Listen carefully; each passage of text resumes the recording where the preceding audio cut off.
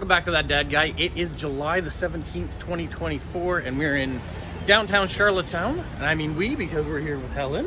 She's going to be my local guide today as we go around and explore Prince Edward Island's capital and see what we can find.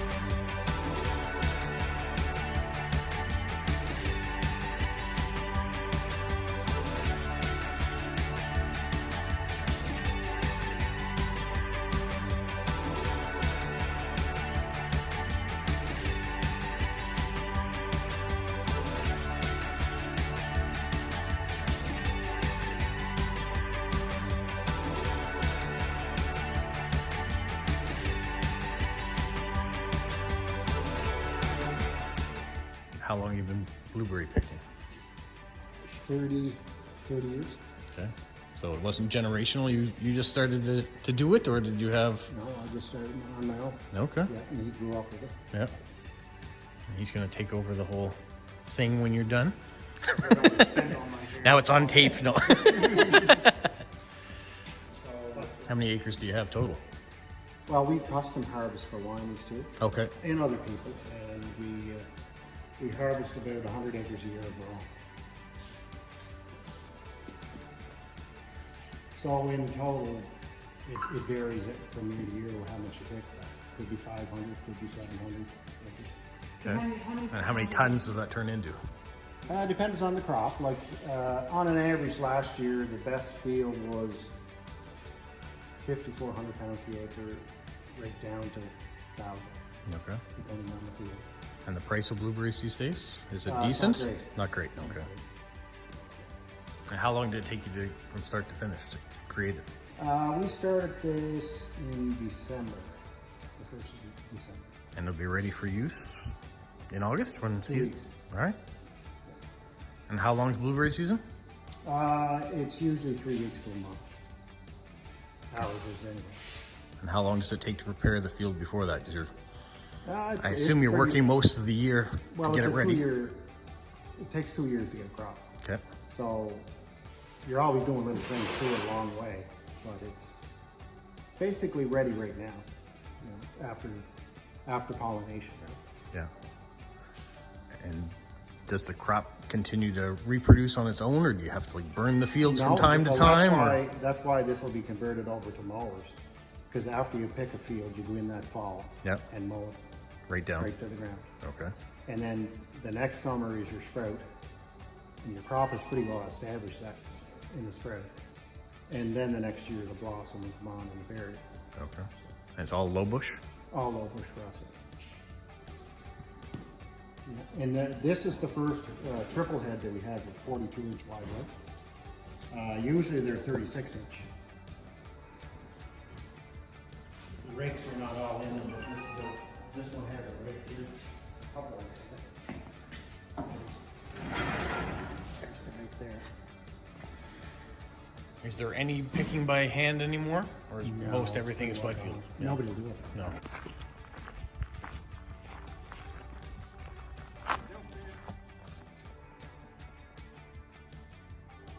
And this is one that's for the future?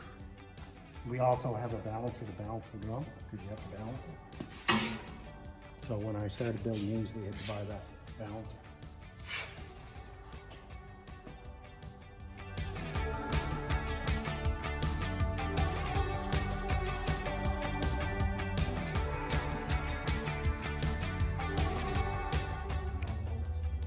You've had to put all that together to try to configure No, everything? I have a friend that's an electrician. He builds these things. Okay.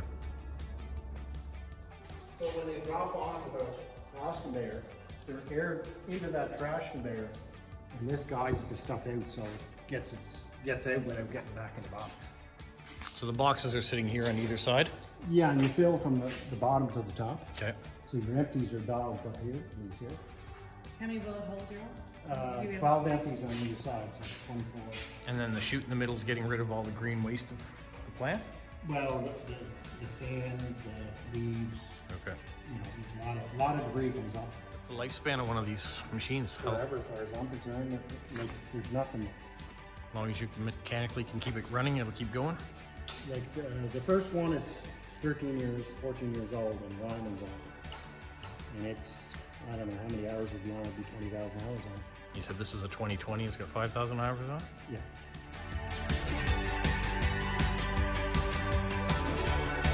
What do you use the Have to forks load for? over the top, right? Okay. So same with the tractor. There's a deck there, so you're loading over the back of that crossbar. Okay. So you'll have about 5, 6 boxes in there. So you have to clamp them somehow. But the ground is always rough. And you take your full away with the same.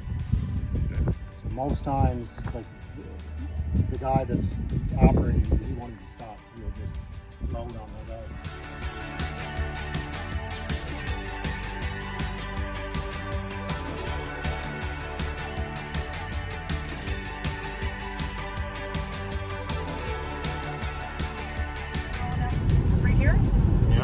It's the main industry here in St. Peter's Bay? It's one of the main industries, yes. And this is the rails to trails. Which is? Which is the old train tracks. Okay. And it goes tip to tip from the island. So in the wintertime, the skidoers lease it. And in the summertime, it's for bikers and walkers. Okay, walkers cannot go on in the wintertime when it's leased. We're trying to get four-wheeler tracks here because but the government's just not going to go for it yet. And what are all the colorful buildings here on the side of it? Actually, we have a tourist information center right here. We're going to take a walk across the bridge.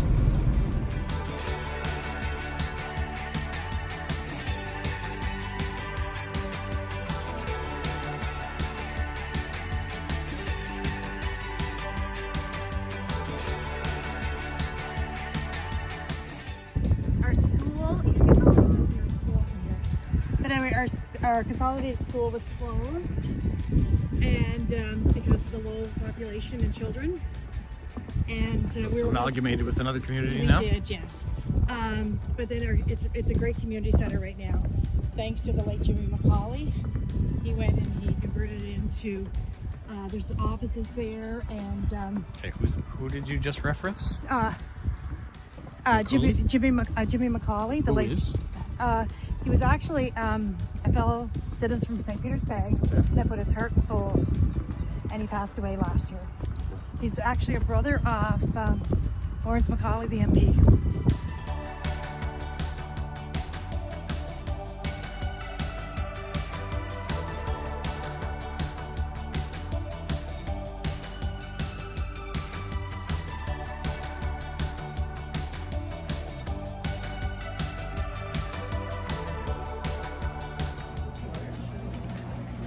And we'll watch you slurp them up. There you go. Over here, what we do is a passport of flavor. We'll take you all the way from the east side of the island to the west side of the island. We say it's 6 different type of oysters, all with a different flavor profile. I'm gonna make this a fun educational experience. So, welcome to the island. We are all four of these the same. Yep. So these are okay. 2 and 2, and then 2 and 2. Yes. Okay.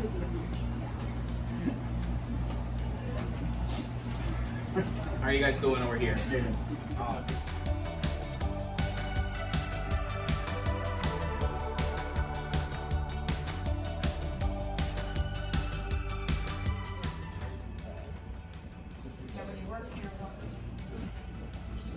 All the chocolate is Belgian chocolate, but Okay. it's tempered and handmade locally. It varies from white chocolate to semi-sweet, milk chocolate and dark chocolate. How long has it been in business? Oh my goodness, it's not my store, I just work here. Okay. I think about at least 7 or 8 years. Okay. Yeah, but it's growing. They started, and they're very well known for their marzipan. Is this the only location? They also sell in Charlottetown. I'm not sure the name of the residence, but they own the Black and White Cafe next door as well. Okay. The Prince's. Yeah. Hi there. Hi, how are you? Good, how are you? I'm good, thank you. And they support a lot of local artisans and local artists with their hard work and prints and things. So everything you see is Is locally. Local. Here in Fiona, our beautiful little park was destroyed with seaweed, driftwood, debris, and the whole community came together and we cleaned it up. It was literally amazing. As somebody said, COVID put us apart, but Fiona put us back together.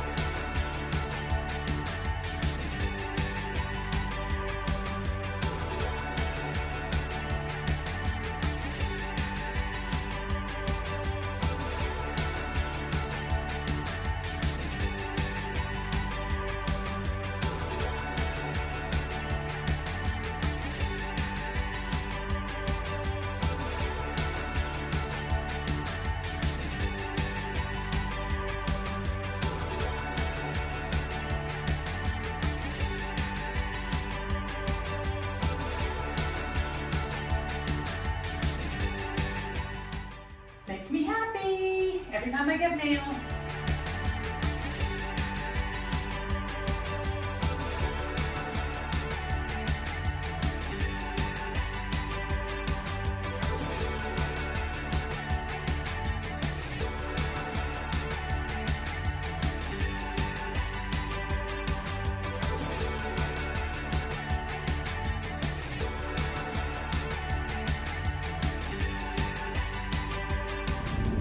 I want to thank Helen for the tour we did of Charlottetown and her hometown of St. Peter's Bay, and her family that was gracious enough to tell us about the family business. And hopefully you guys all enjoyed it, and you'll come out to Prince Edward Island and see it for yourself. And I really enjoyed it, Rob. Thank you for letting me tag along with you today. No problem. I very much enjoyed it. We will do it again another day and see something else in the future. Sounds great. Have a magical week. Like Polo? You say like, subscribe, share, and tell all your friends. Who's a good boy? Who's a good boy?